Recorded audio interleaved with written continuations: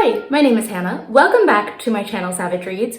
It is so hot outside, so if I start sweating through this video, you'll know why.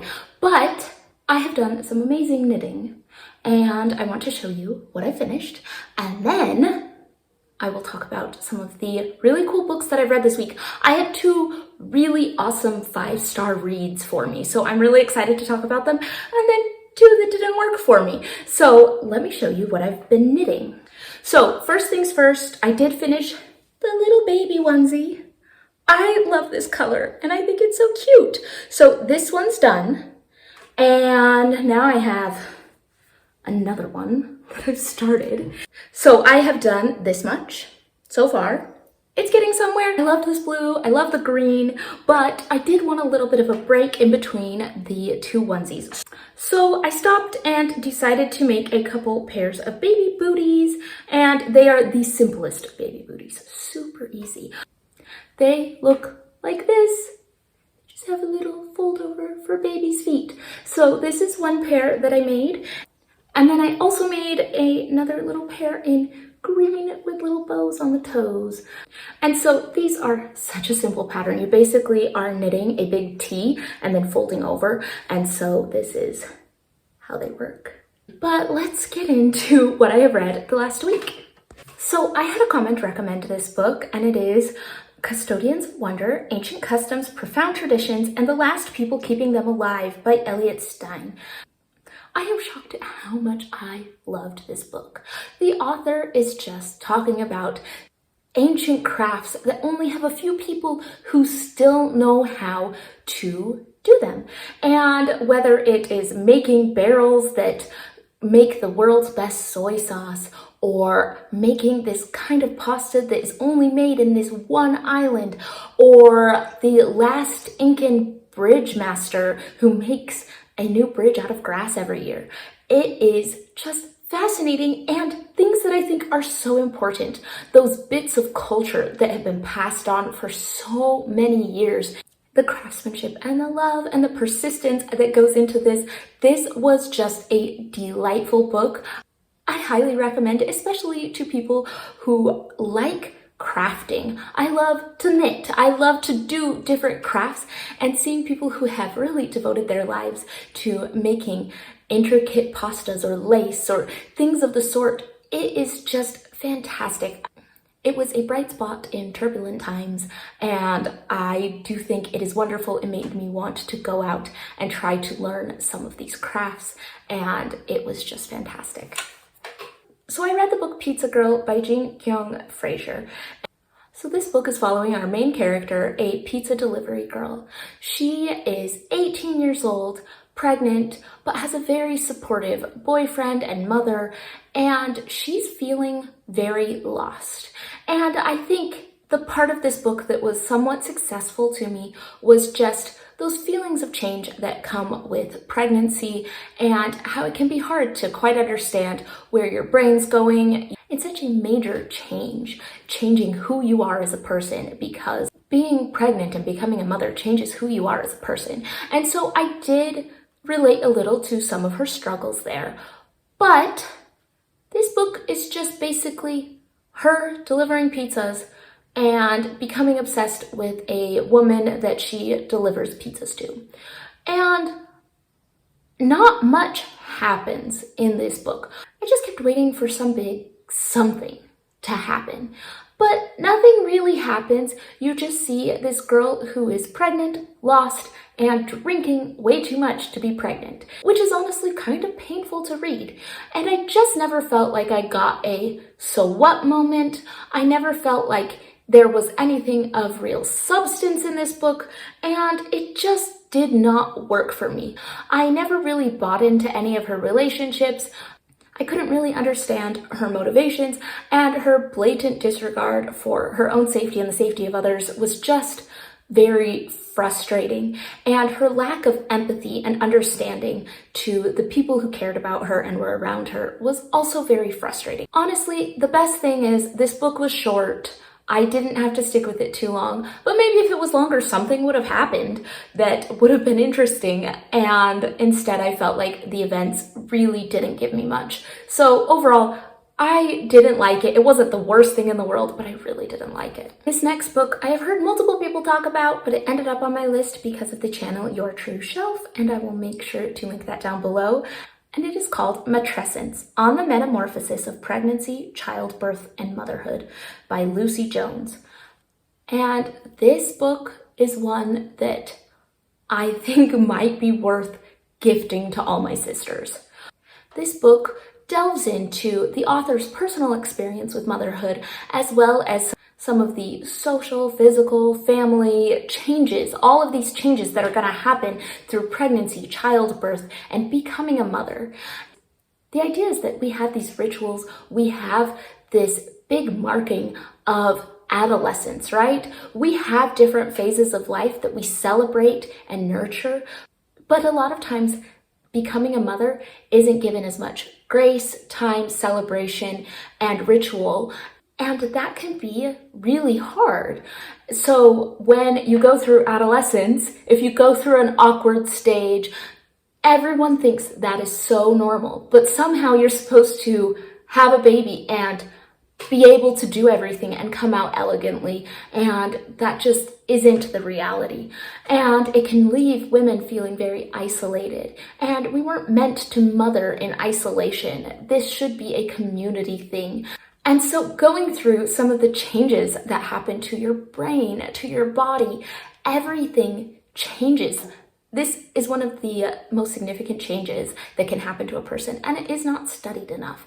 I want more books like this, reimagining how motherhood can be, how it can be a time of more connection. And when I scrolled through some of the reviews for this book, I saw people saying, she just had a bad experience, she's negative about motherhood. And I was shocked because I have had very similar experiences to her. It doesn't mean that I don't love being a mother. It just means that a lot of those experiences were very relatable. Sure, there were some things that weren't as bad as what she went through, but I have also had things that are worse than what she went through. And it's not really a competition. It's that the experience of motherhood can be a very difficult change in your life. I cannot think of a single friend that I have had that has not dealt with some of these problems. And I think that so many women would find this relatable. Yes, this doesn't mirror my exact experience, but taking a step back and being able to say, what do I need out of motherhood? What changes are going to happen? Now, I also saw some reviews that said, oh, I wish nobody had given this to me when I was pregnant. I would never have had babies.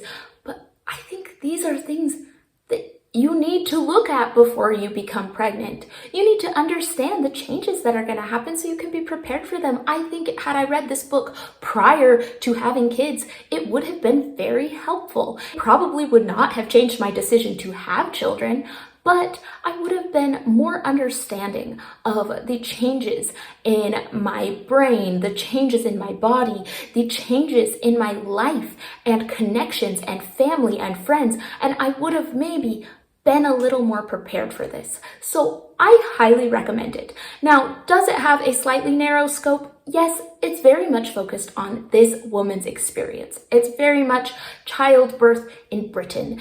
Yes, she touches on other cultures and what they do, but mostly to bring attention to what did not happen in her experience. So yes, it has a bit of a narrow scope, but one that I found very relatable and worth looking at. I just highly recommend this book. I recommend it to people who might get pregnant. I recommend it to people who know people who are pregnant. I recommend it to new mothers. I recommend it to partners of pregnant people. I think there are just so many people that would benefit from understanding what modern day motherhood looks like and how that has changed over time and how isolating and how difficult it can be. Maybe it will just help you feel less alone. Maybe it will help you find groups that can give you some of the things that are missing in the motherhood experience and help you in that transition, because it is a big transition that isn't going to just go away. And I loved her discussion of some of these groups that get together and they talk about their birth experiences. They talk about some of the nitty-gritty, and sometimes you need someone to listen to that kind of thing. I just really felt this book personally. It really spoke to me. I am sure that there are people who read this that say, this has nothing to do with me. I don't know why I read it. But even if you are in that camp, just to realize that there is a significant portion of the population that feels these things, I think makes it worth picking up. So highly recommend. I'm so glad I finally got to this book. A little while ago, I read The Rom-Commers by Catherine Center, and I really liked it. I was surprised at how much I enjoyed the light, fluffy romance, and I thought, you know, I need to give Catherine Center another try. So I picked up Hello Stranger by Catherine Center, and I was hoping for something light and fluffy, and knowing that everything would be okay in the end. This book is following our main character who has just been accepted to this big portrait competition when she ends up having a problem in her brain, gets brain surgery, and can no longer recognize faces. So how is she supposed to paint a beautiful portrait when she cannot put together faces in her brain? And hopefully it is temporary for her, but she has to go through life not really recognizing the people around her.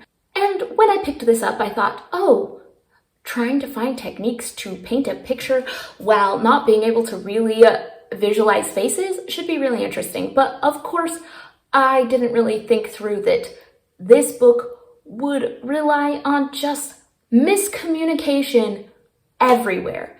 Because of course it is. That's how it's set up. And it was so frustrating to read. And the main reason it was so frustrating is the main character didn't do what any human being in this circumstance would do. She didn't just go up to people and say, I'm so sorry, I have a temporary brain thing. I can't recognize faces. Who are you?